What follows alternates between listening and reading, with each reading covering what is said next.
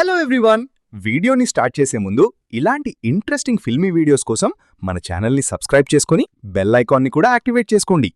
Video అనేది చాలా ఇంట్రెస్టింగ్గా ఉంటుంది. చివరి వరకు చూసి మీ వంతు సపోర్ట్గా లైక్ చేసి మీ ఒపీనియన్ని కామెంట్ చేయండి. ఒక ప్రోడక్ట్ ఫెయిల్ అయితే ప్రోడక్ట్ కొన్న కస్టమర్ కంటే కూడా నష్టం అనేది ఆ ప్రోడక్ట్ని సేల్ చేసిన వాళ్ళకి 10 టైమ్స్ ఇంకా ఎక్కువగా ఉంటుందన్న సంగతి మనకు తెలిసిందే. ఇది ఏ డిపార్ట్మెంట్కైనా ఏ ఫీల్డ్కైనా వర్తిస్తుంది, ఇంక్లూడింగ్ ఫిల్మ్ ఇండస్ట్రీ. ఈరోజు మనం అసలు లాసెస్ అంటే ఇంత భయంకరంగా ఉంటాయా అని నిరూపించి చూపించిన బిగ్గెస్ట్ డిజాస్టర్ మూవీస్ గురించి తెలుసుకుందాం. వీటిల్లో ఒకటి ఎక్కువ ఒకటి తక్కువ అని కాకుండా రిప్రజెంటేషన్ కోసం నంబర్స్తో మనం మాట్లాడుకుందాం. బై ద వే, ఇది పార్ట్ 1 మాత్రమే. నంబర్ 5, అజ్ఞాతవాసి. సినిమాపై అంచనాలనేవి ఆకాశాన్ని దాటిపోయాయి రిలీజ్ సమయంలో.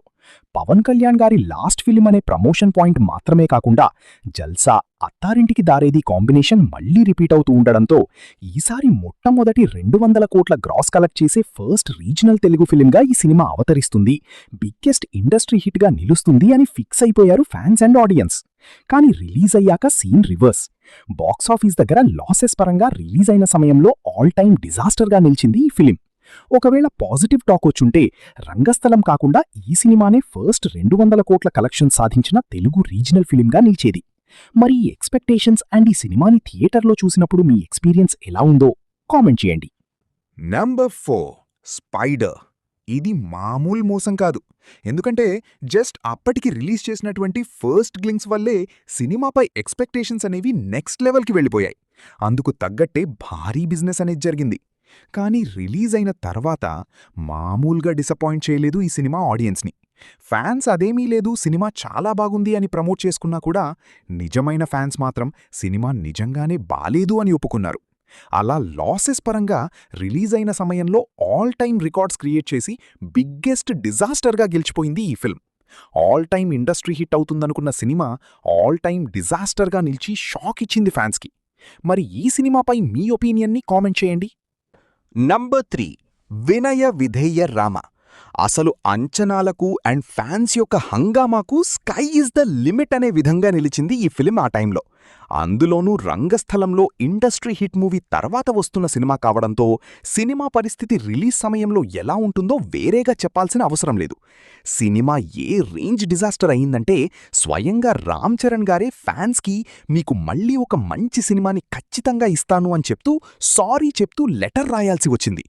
ఆ రేంజ్ నెగటివిటీ అనేది ఈ మూవీ బాక్సాఫీస్ దగ్గర అందుకుంది. బిగ్గెస్ట్ డిజాస్టర్ ఫిల్మ్గా నిలిచింది. ఈ మూవీపై మీ ఒపీనియన్ కామెంట్ చేయండి. నంబర్ 2, రామయ్య వస్తావయ్య.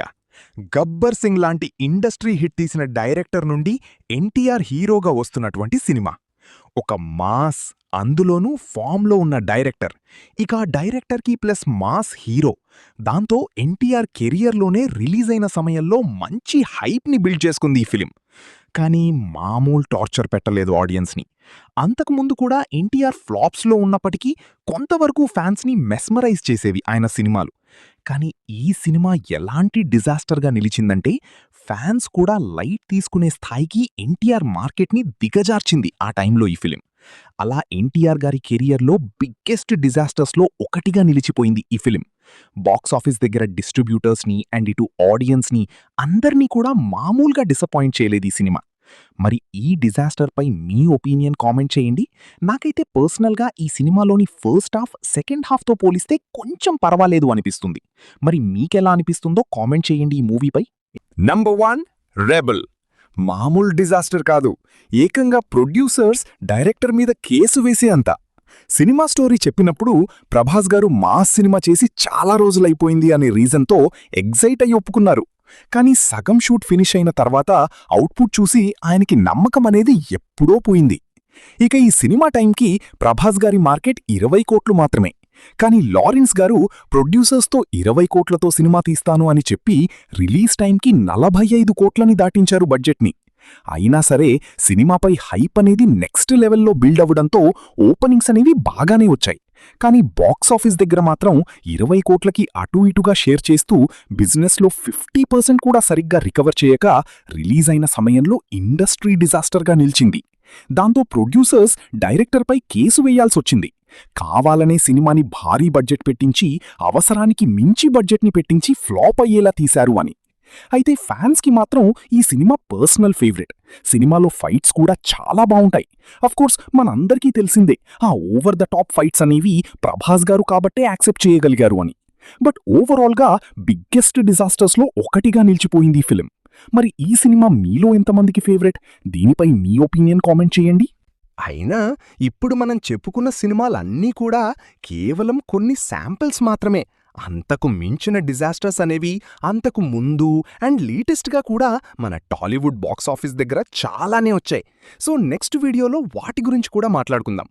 దానికంటే ముందు మీ సపోర్ట్గా ఈ వీడియోని లైక్ చేయండి. నెక్స్ట్ వీడియో చేయడానికి ఎంకరేజింగ్గా ఉంటుంది. ఓకే, సో ఈ డిజాస్టర్ మూవీస్పై మీ ఒపీనియన్ని కామెంట్ చేయండి. అండ్ ఈ డిజాస్టర్ ఫిల్మ్స్లో మీకు పర్సనల్గా ఫేవరెట్ అయినటువంటి సినిమా ఏమైనా ఉందో లేదో అది కూడా కామెంట్ చేయండి. ఓకే.